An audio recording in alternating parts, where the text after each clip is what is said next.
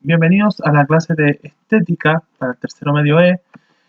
Recapitulando lo que vimos en clases anteriores, donde revisamos un poco de cómo era la estética, cómo funcionaba, qué pensaban sus filósofos. Ahora vamos a partir de la base de la historia de la estética. Voy a revisar los grandes rasgos, obviamente, y vamos a tener que entender cómo funciona la estética, ¿ya?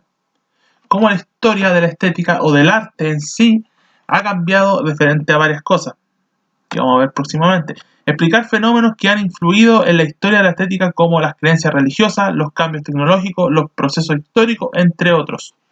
¿Y qué impacto produce en la humanidad?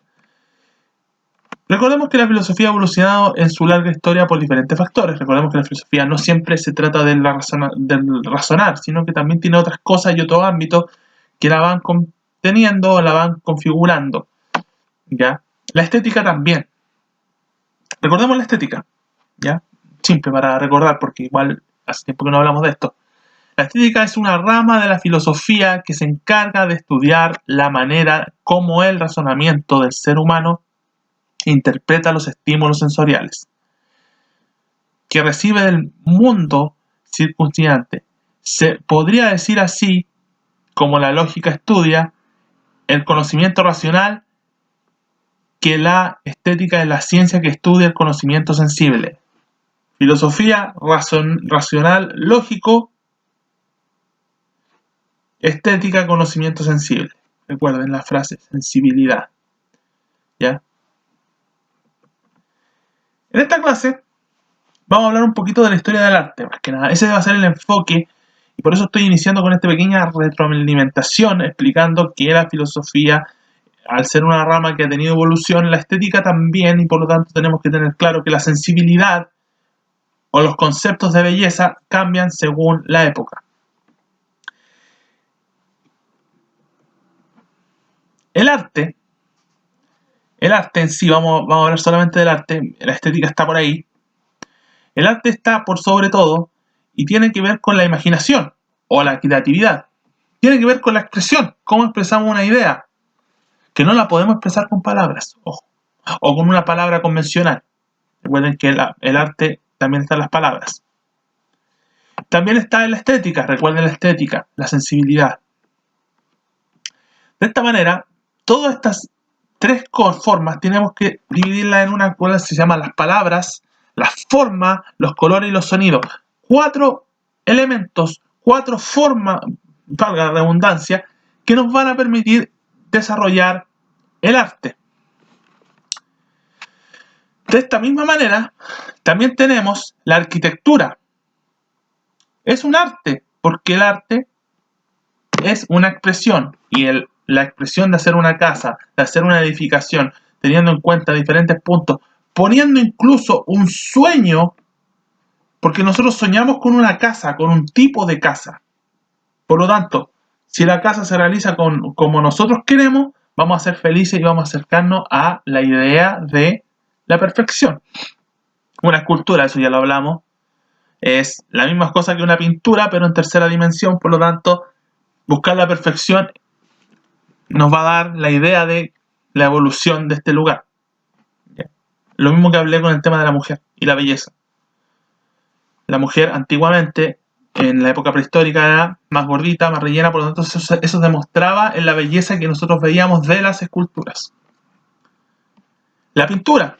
Aquí yo no voy a hacer ninguna abreviación, más que nada que pregúntele a su profesora de artística sobre cómo la pintura puede representar la sensibilidad humana. Arte visual es lo mismo, ¿ya?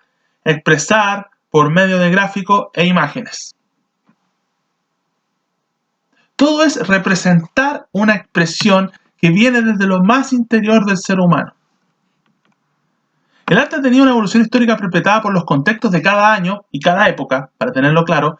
Estos contextos pueden pasar de lo social a lo religioso e incluso puede ser político. El arte lo podemos incluir como algo político, ¿ya? ¿Cómo puede ser esto político? Fácilmente.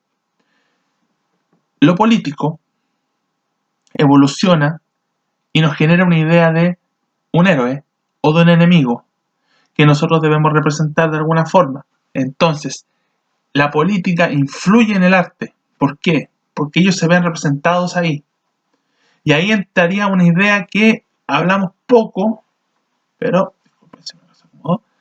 hablamos poco en la clase pasada, pero yo hablé del tema del pensamiento de Platón y el tema de las parodias. Cómo burlarse de un político es una representación de malestar, una representación de una idea políticamente. Es representar una idea. De esta manera, el arte, ¿ya?, tiene una habilidad técnica, una expresión del hombre, ¿ya? Y de esta manera, nosotros tenemos que tener claro que las bellas artes y las artes aplicadas son diferentes. ¿Por qué? Porque recordemos que el arte es expresión y habilidad técnica. Por lo tanto, tenemos dos conceptos que nos van a dar un arte aplicada, que es un arte que se da, y unas bellas artes, que son artes que simplemente no son aplicadas a la vida diaria, pero son para nuestro, más que nada, disfrute y nuestro desarrollo de los sentidos. El arte aplicado también desarrolla nuestros sentidos de alguna forma. Si a nosotros nos gusta una pintura, nos gusta algo, funcionaría de esa manera. Sin embargo, tenemos que tener muy claro que la textilería, la cerámica, el diseño industrial, la arte gráfica, la artesanía es un arte que está aplicada a la vida diaria, a la vida común, a la vida cotidiana. En cambio, las bellas artes tratan de que nosotros expandamos nuestros pensamientos. Yo le hablé del cine, lo mismo, el cine, la arquitectura, la escultura tratan de desarrollar nuestros sentidos. Eso nosotros lo tenemos que tener claro en el arte. El arte ha evolucionado, ¿ya? El arte no siempre es igual. El arte parte de el arte de la prehistoria, el arte de las culturas clásicas, el arte de la edad moderna. Como también tenemos el arte de las civilizaciones antiguas, el arte de la Edad Media y finalmente el arte contemporáneo, por época. Primero, partamos por el arte en la prehistoria. La historia del arte nos sitúa en tres periodos clásicos de la antigüedad. Uno, el arte prehistórico que se divide en dos. Recordemos, el arte prehistórico se divide en dos periodos, que sería el paleolítico, que es la época de las piedras, y el neolítico, que ya es la época en que empieza a desarrollarse el bronce y el hierro. Ojo, digo esto porque esto logra crear una evolución artística. Hay un cambio. Después entramos en el arte de las civilizaciones antiguas, que vamos a poner las tres grandes: Mesopotamia, Egipto, Persia. Nos faltaría China y otras más, pero vamos a enfocarnos en esas.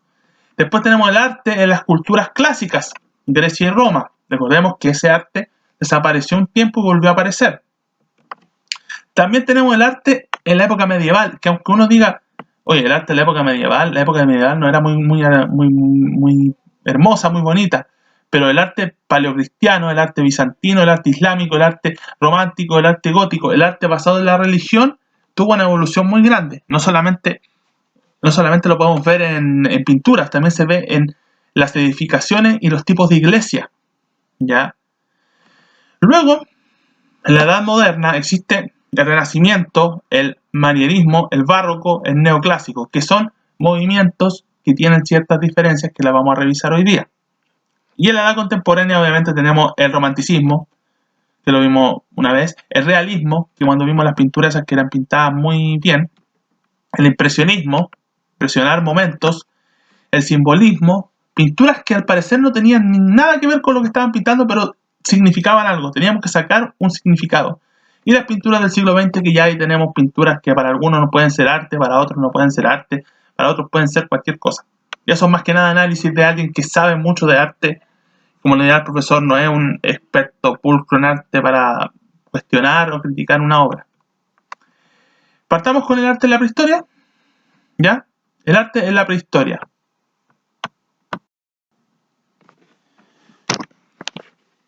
El arte de la prehistoria, el arte paleolítico partiendo por ahí, es desarrollado en los años 32.000 y 11.000 durante el último periodo glacial. Recordemos que el paleolítico es cuando se empieza a desarrollar recién el ser humano, y eso aprox 10.000 años, ya es de la historia del humano conocido, nosotros, en el mundo, ya.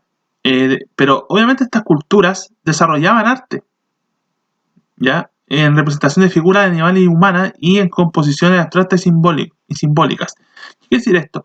Ellos pintaban, por ejemplo, su vida diaria,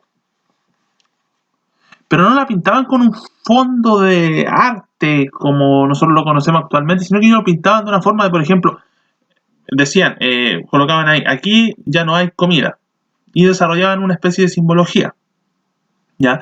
Objetos decorativos tallados en huesos, cuernos de animal o piedra modelado tostadamente arcilla. Las armas, los huesos los tallaban, desarrollaban elementos para su uso, ¿ya? Sus elementos eran de uso diario, pero a su vez eran desarrollo artesanal. Lo mismo que les dije acá, acuérdense. Aquí, artes aplicadas. Aquí lo que vemos es un arte aplicada, ¿ya?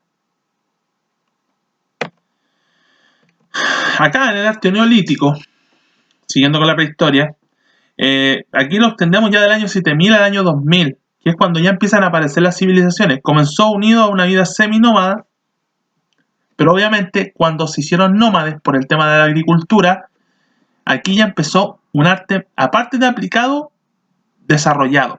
La cerámica fue la primera manifestación de arte neolítico. Otras expresiones artísticas fueron esculturas como diosas, madres, monumentos.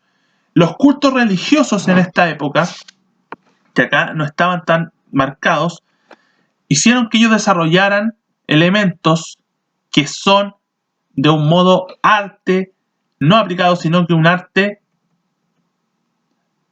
de bellas o bellas artes, ¿ya? También hay arte aplicado, obviamente. Obviamente se encontraban cerámicas neolíticas en las regiones ocupadas por Europa, las Islas Británicas, generalmente son planas, decoración en triple, y también algunas edificaciones menores que eran también símbolos para dioses. Un tipo de arquitectura, algo práctico y algo también